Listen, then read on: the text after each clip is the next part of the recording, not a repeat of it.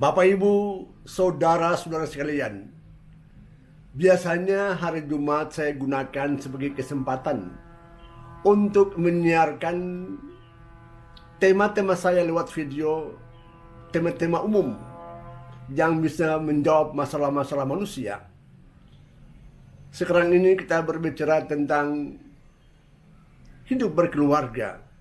Di antaranya bagaimanakah para keluarga menjalankan tugas-tugasnya sebagai satu keluarga. Sedangkan hari Selasa saya gunakan kesempatan untuk menyiarkan khotbah-khotbah yang saya sudah sampaikan pada setiap hari Minggu. Namun ada beberapa orang yang datang berkunjung kepada saya dan mereka mintakan supaya hari Jumat saya bisa gunakan sebagai kesempatan untuk menyiapkan, untuk mewartakan khotbah saya pada hari Minggu yang akan datang. Khotbah ini sebagai inspirasi bagi mereka-mereka yang mau menggunakannya pada saat mereka melaksanakan tugas dalam misa atau juga melalui ibadah-ibadah hari Minggu. Dan karena itu hari Jumat ini saya pakai kesempatan untuk menjawab kebutuhan itu. Untuk itu lebih dahulu kita kontak dengan Tuhan. Siapkan hatimu, siapkanlah dirimu, biarlah Allah berbicara bersama kita di saat yang indah ini.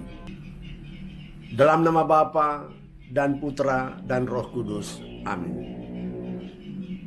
Bapa dalam surga, kami datang kepadamu karena Engkaulah pemberi kehidupan kepada kami. Engkaulah yang menciptakan damai di hati kami, tetapi juga Engkaulah yang menemani kami setiap hari dalam karya-karya kami. Kiranya kami semua oleh karena keraiman-Mu, Kau bentuk kami menjadi orang-orang yang bisa menjadi pewarta bagi banyak orang lain. Tersenyum bagi mereka yang mendambakan Engkau ya Allah. Berkatilah kami semua, berkatilah baik para pendengar tetapi juga yang mewartakannya, supaya mewartakannya sesuai dengan kehendak-Mu ya Allah. Pakailah kami mau menjadi pewarta-Mu yang berkarya bersama Engkau ya Tuhan. Tetapi juga Kau berkati para pendengarnya agar mereka juga setia kepada Engkau. Terpujilah Engkau dan sepanjang segala masa. Amin. Dalam nama Bapa dan Putra dan Roh Kudus. Amin. Lebih dahulu kita baca dari Injil tulisan Markus bab 13 ayat 24 sampai 32. Isinya sebagai berikut.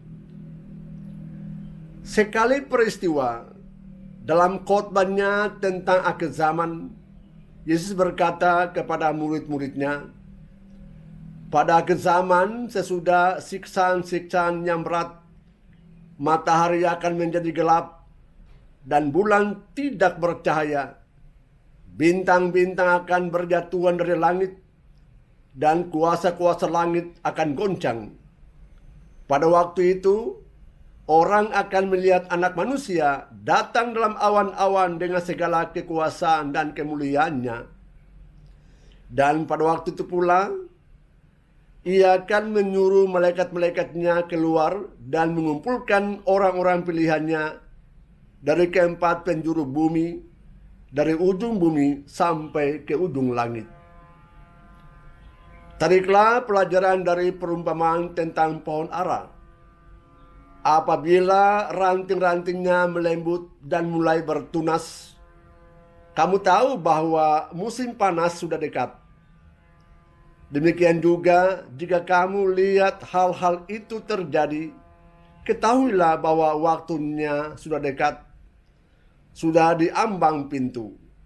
Aku berkata kepadamu, sesungguhnya angkatan ini tidak akan berlalu sebelum semuanya itu terjadi. Langit dan bumi akan berlalu, tetapi perkataanku tidak akan berlalu. Tetapi tentang hari-hari atau saat itu tidak ada seorang pun yang tahu. Malaikat-malaikat di surga tidak, dan Anak pun tidak. Hanya Bapa yang tahu. Demikianlah Injil Tuhan. Saudara-saudara sekalian, dalam Injil yang baru saja kita dengarkan ini, Yesus berbicara tentang akhir zaman. Banyak orang yang sudah pernah mengeluarkan pikirannya tentang saatnya tiba ke zaman itu.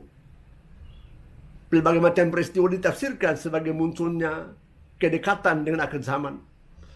Tapi baiklah kita hari ini, kita dengarkan sebentar bagaimanakah pikiran Tuhan tentang akhir zaman itu. Saudara, Yesus mengatakan begini, kalau terjadi akhir zaman, sudah lebih dahulu terjadi peristiwa yang bermacam ragam. Terjadilah siksaan-siksaan yang paling berat yang menyiksa kita. Matahari juga gelap, tidak bercahaya, tidak bersinar lagi. Bulan juga tidak bercahaya. Bahkan bintang-bintang berjatuhan dari langit. Kuasa-kuasa langit juga tergoncang, membuat manusia tak berdaya. Saudara sekalian, karena kalimat mengatakan bahwa terjadilah siksaan-siksaan yang paling berat, lalu muncullah berbagai macam pikiran pada manusia. Siksaan berat berarti hal-hal yang menggoncangkan hidup manusia, entah fisiknya atau juga batinnya tergoncang. Dan peristiwa-peristiwa semacam itu terjadi. Gunung meletus, tsunami, karena hujan pagi, siang, malam, maka muncullah banjir besar, pohon-pohon tumbang, binatang-binatang mati, rumah-rumah yang tinggal sekitar situ juga hanyut, pesawat juga jatuh, kapal, motor laut tenggelam. Orang menjadi ketakutan, lalu mengatakan akhir zaman sudah dekat. Saudara, janganlah buat berbagai macam pikiran yang tidak perlu. Janganlah mencemaskan pikiranmu, hatimu hanya karena kau pikir sendiri, bukan seperti yang Allah punya mau. Itu semua adalah peristiwa alam yang terjadi. Dan kita manusia yang punya daya berpikir, daya nalar ini, kita pantas berpikir juga bagaimana mengatasi situasi itu. Tentu alam akan terjadi. Tentu alam mengguncangkan kita. Tetapi juga ada akal budi yang membuat kita berpikir bagaimana kita mengatur jalan kehidupan kita ini. Akhir zaman, Yesus mengatakan, tak seorang pun juga yang tahu. Para malaikat yang dekat dengan Tuhan juga tidak. Anak manusia itu Yesus sendiri juga tidak tahu. Hanya Bapa di sorga yang mengetahuinya. Karena itu tidak perlu kita berpikir panjang lebar. Hadapilah dengan tenang, tanpa harus buat macam-macam pikiran yang mengguncangkan hidup kita sendiri. Tetapi yang jelas, pada akhir zaman itu Yesus datang ke dunia bersama dengan para malaikat Allah. Dan semua yang sudah meninggal itu bangkit kembali, berkumpul bersama-sama orang yang masih hidup, menghadapi keputusan Tuhan Allah. Di saat semacam itu, terjadilah keputusan akhir. Bagaimanakah nasib yang sudah meninggal dunia, tetapi juga kita yang masih hidup di dunia ini. Ya tentu saja yang sudah meninggal dunia itu, yang di surga, kembalilah ke surga. Tetap yang di neraka, kembalilah ke nerakamu, sesuai dengan pilihanmu. Persoalannya ialah bagaimana dengan manusia masih hidup. Saudara, ada buku kehidupan yang tercatat tentang perbuatan-perbuatan di dunia ini. Bagaimanakah relasi dengan Tuhan Allah? Bagaimanakah relasi dengan alam semesta ini? Tetapi juga bagaimanakah sikapmu terhadap sama manusia yang ada bersama engkau di saat-saat khusus. Di saat semacam begitu kita ingat akan kata-kata Yesus. Kalau kau mencintai Tuhan Allahmu, cintailah Dia dengan segenap hatimu, dengan segenap jiwamu, dengan segenap kemampuanmu, dengan segenap kekuatanmu. Dan kalau kau cinta manusia, cintailah Dia seperti kau mencintai dirimu sendiri. Kata-kata Yesus. Cinta kepada Tuhan bukanlah cinta setengah-setengah, karena Allah tidak pernah juga setengah-setengah mencintai engkau. Allah sungguh memperhatikan engkau, Allah sungguh memperhatikan engkau, dan Dia mau kau bertumbuh dalam kebenaran, jangan jatuh dalam dosa. Saudara sekalian, kenapa Tuhan mengatakan kita mesti mencintai Tuhan dengan segenap hati? Ingat baik-baik, iblis juga di dunia ini yang selalu datang untuk mengganggu hati manusia supaya tidak boleh membangun relasi baik dengan Tuhan Allah. Iblis tidak mau kita tetap bersandar kepada Tuhan Allah. Dia mau kita putus dengan Tuhan Allah. Karena iblis mau kita taat kepada dia. Makanya setiap kali kalau ada orang yang membuat relasi baik dengan Tuhan Allah, dia akan putuskan usaha itu. Dia akan mengganggu manusia supaya dia juga jatuh dalam dosa. Artinya apa?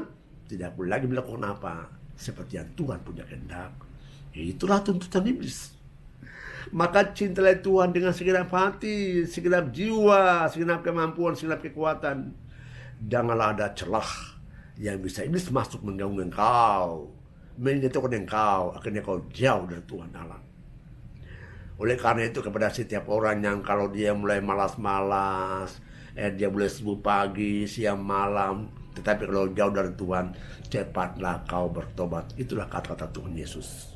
Bertobatlah, karena kerajaan Allah sudah dekat padamu. Bertobat.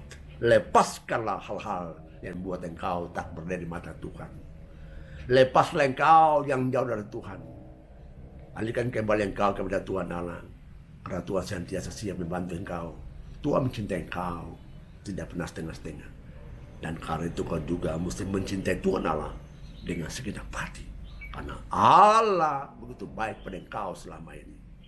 Kepada sama kita Tuhan juga mengatakan, cintailah dia seperti kau mencintai dirimu sendiri.